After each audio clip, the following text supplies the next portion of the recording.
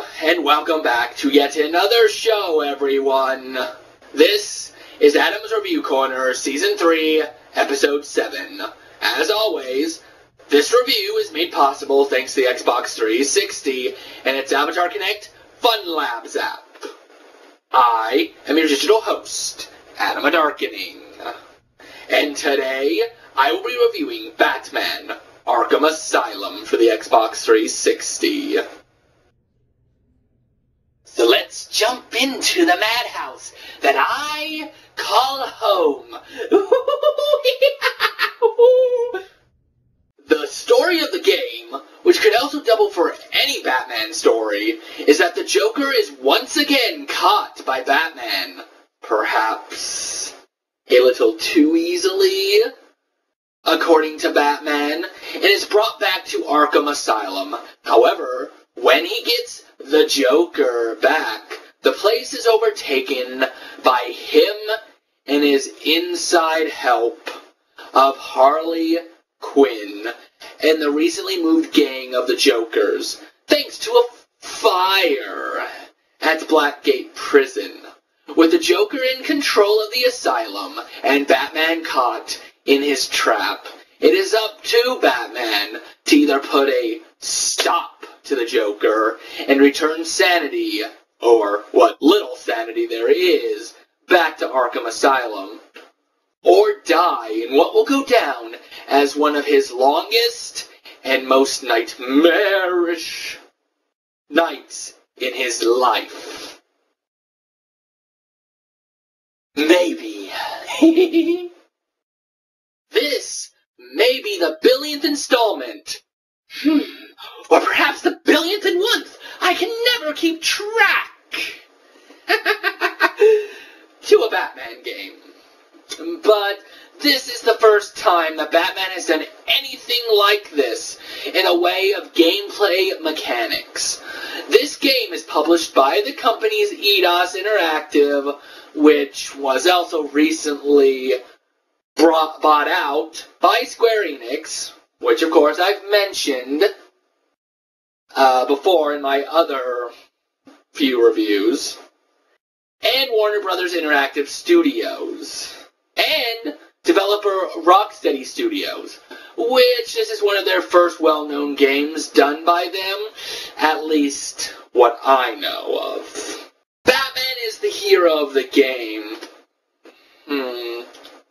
Well, really, what is there to say about Batman that most don't already know? According to most comics, he's supposed to be the world's greatest detective, able to solve any riddle or crime, especially when it comes to stopping me. Breaking character. In the day, he is a billionaire whose parents died in a robbery gone wrong in front of him. Like many heroes, he has many villains. Some technological, others supernatural, and sometimes, every once in a while, psychological.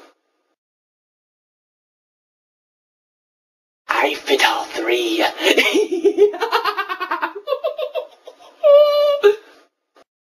Throughout the game, Batman will have to pick up collectibles scattered around the island of Arkham, along with solving riddles, finding areas, and so forth, all set up by none other than the Riddler himself. However, unlike most games, collecting the collectibles is fun, if for anything to hear the Riddler complain on how well you are doing, and also revealing more of the Batman lore. Batman Arkham Asylum tries to make itself feel like an open-world environment. However, at least within any building on Arkham Island, someone is always blocking a path and forcing the player to head on a path set up by the developers, or the villains. When outside on the island, though, it does sort of feel like it's a wide open environment.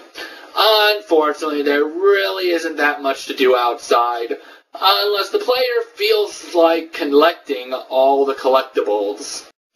One thing that I can say for the environment of Arkham Asylum and all its conjoining areas, basements, tunnels, sewers, etc., is that all of it around Batman is very diverse, never really repeating itself too much, as well as always seeming to have something related to Batman's universe, which it most likely will be very fun for fans to explore the Batman universe in this game, finding all the little hidden items and knickknacks, or seeing everything there is around them.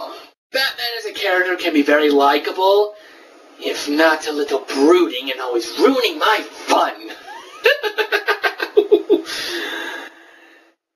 And even though it mostly focuses around him in the game, the Joker and some of the top-notch villains has come to fight. It is exactly these reasons why the player will care for or despise them in a good way. Unfortunately, like most random people that are only put in the universe to get Batman from point A to point B, are forgettable. Thankfully, though, like I said, Batman and the villains all but make up for this. In my opinion, this is the first Batman game that truly makes you feel like you are the Batman and are in his shoes. In fact, the Riddler, one of my favorite characters, finally feels a lot darker and truly is self-centered, just like in the comics. Gameplay and its mechanics consist mostly of hand-to-hand, stealth, and exploration. Whether background information on characters or just around Arkham Asylum itself.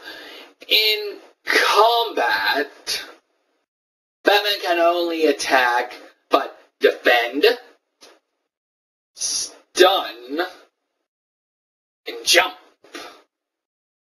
over the enemies, giving a variety other than just continuously punching like most older Batman games. When Batman does fight with enemies, it can be up to a dozen at one time. However, combat itself can be very easy to learn, mostly consisting of using the attack button and analog stick in said enemy's direction.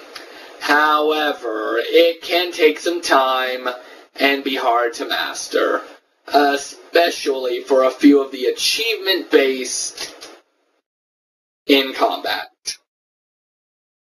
The best thing about the combat is that it can be satisfying and rewarding, allowing the player to feel like they are Batman, and that they actually are the ones doing all the combat.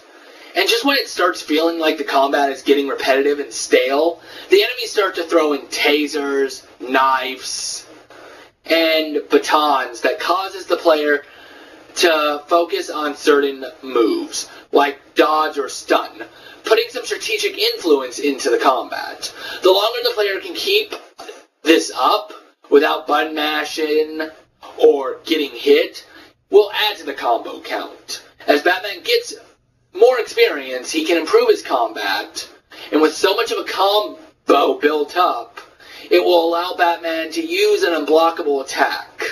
Lastly, whenever the highest combo is at the end of the combat segment, it will get thrown onto the experience bonus.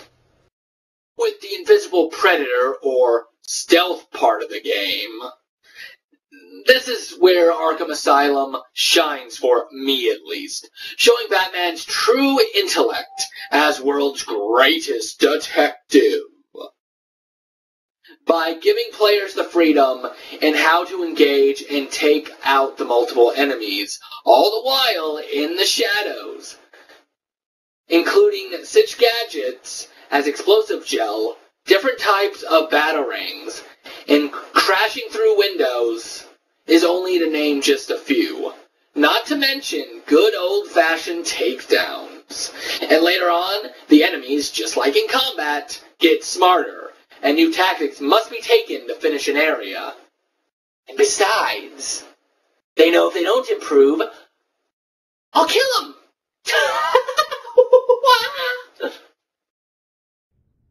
However, the item or function that most all players will use for stealth, or perhaps for the entire game, as Rocksteady even said, people abuse the use of detective mode, which allows the player to see the enemies, whether they're armed or not, and making the player controlling Batman feel like he might be Clark Kent in a Batman outfit. As for the boss fights, that also takes place during the course of the game, are fun and tries to be different with each new encounter. They try not to give into repetitiveness or follow the guidelines used to fight the normal enemies, or grunts. The best part of each boss fight is that they stay true to the villain's strengths and weaknesses, allowing each boss fight to feel within the perimeters of what seems possible or not possible with each said villain, unlike most title Batman games that were just like, oh, yes! You know the Riddler, he's just as strong and on par as Batman in a fight. Yeah, sure. Whatever you say. There are also challenges within the disc, which, separate from the story, yet are only unlocked through finding collectibles. What is required in these challenges are for the player to do so well in either combat or predator maps, which, depending on how well the player may be skilled with Batman and his combat system, may or may not be able to accomplish these tasks that will give the player medals. Personally didn't mind these challenges, and it does give more replayability than just what is already given in the story mode. That is at least till the sequel, but I'll get into that at a different time. I will say that one of the best advantages that the PS3 may have over the 360 version is the unique ability to play challenges with moi, me, the Joker. This is not only fun, but nice to get to play as and hear me as I sadistically take out his foes in combat and stealth challenges. And the content is free to boot!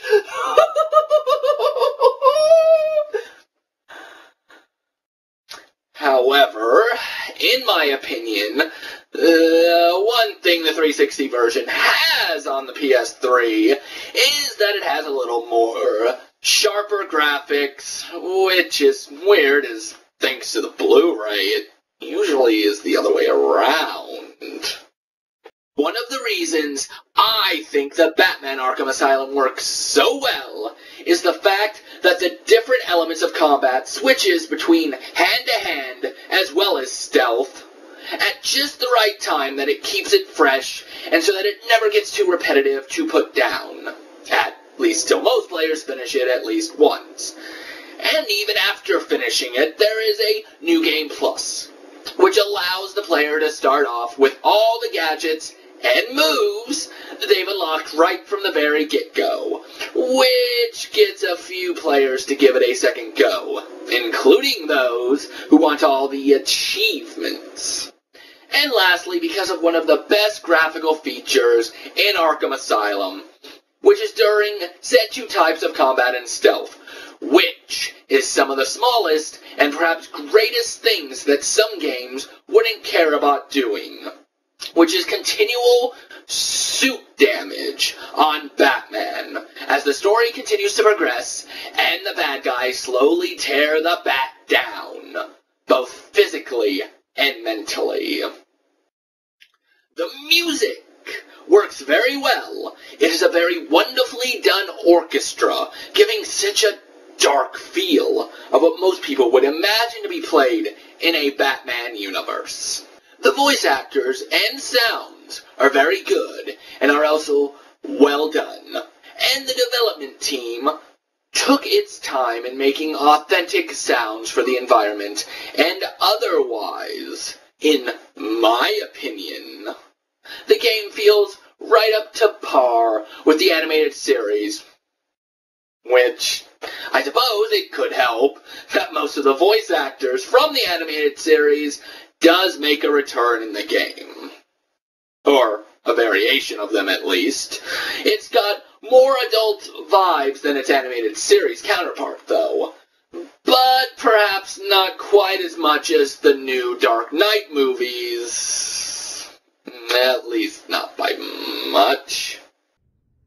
Mark Hamill and Kevin Conroy's banter back and forth is especially one of the best parts of the Batman universe, portraying the Joker and Batman, respectively, at their very best. It can be just so much fun sitting around and listening to both of them, going back and forth with one another, or even the Joker over the loudspeaker. Though that's not to say the rest of the cast don't sound as excellent. However, one of the best parts of the game, to me, at least, has to be any scene involving the Scarecrow and his voice actor when he screws with Batman. To summarize and add to some of the best features are the beautifully well done environment and character designs, great original Batman story, and seamless yet challenging at some point combat. And then some of the bad things about the game are, sometimes, as with most games I play, the camera angles are needed to be moved into position, which can in turn be the death of the player. The AI is either right on ball, or stands there like a raving lunatic. Though, then again, look what game we're playing and where we're set in. And possibly being too short. Especially with the detective mode, it may be too crucial and a crutch for players wanting to use it throughout the entire game. Lastly, for those who like achievements, or only play the game for achievements, Batman has a wide variety of different forms of achievements, ranging from story-based achievements, completing the game, or different difficulties, all the way to combat, stealth-type achievements, and also achievements for getting all the medals golded in combat and invisible predator challenges. Oh, and I almost forgot. All the collectibles, which I believe is around 240. I guess you could say it almost incorporates every type of achievement. Also, if the player can complete all the achievements, or complete most of them, you can go out and purchase the Game of the Year edition, which has all the same achievements which can be unlocked yet again. The hardest achievement the player may run into is Perfect Night. This achievement basically entails that the player must complete the save file that they have started all the way to 100%. To do this, the player must have completed the story, unlocked and bought all 20 upgrades, found all 240 riddles, and achieved gold medals on all challenges. In other words, this will most likely be one of the last achievements that the player must get. Unless, of course, it's one of the few achievements that are miscellaneous that don't go into the category that I mentioned before. There are no online achievements. On a scale of how difficult it is to acquire all the achievements from 1 to 10, I would give this game an 8, if only for the different variations of achievements. But the major reason for this is getting gold on the combat and invisible predator challenges, which may or may not be a problem for some players. So, in conclusion, one of the greatest comic book video games to date that I can think of. And I hope that more comic books try to be like this, but in their own way that works for that certain hero and comic book series in question. The game tells its story very well, staying true to the Batman mythos, and could easily be considered in the main Batman history or timeline to come, if at least not continuing the storyline, as it did such with its sequel, Arkham City. And hopefully its third installment, supposedly Arkham World at the moment, which was hinted at. Not only is this, in my opinion, one of the greatest superhero Batman games, but is a great game for anyone to try out at least once. Perhaps even those who don't like Batman may at least come to find why the game is given credit. Or at least see why it may be liked by a lot of other people. The final score for Batman Arkham Asylum is a 9.5 out of 10. So, until next time, come back to Adam's Review Corner, Season 3, Episode 8, for a rant about what has become of G4 TV. And remember, if you're not laughing, I'll get a gun and kill ya!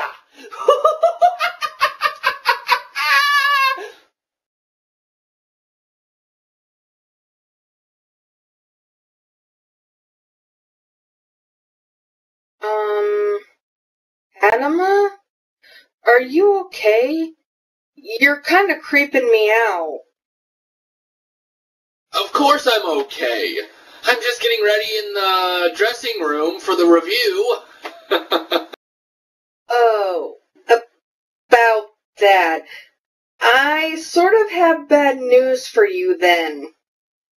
I think the Joker just did your review for you in character. Well then, looks like we have to take care of the Joker, and I know just how to.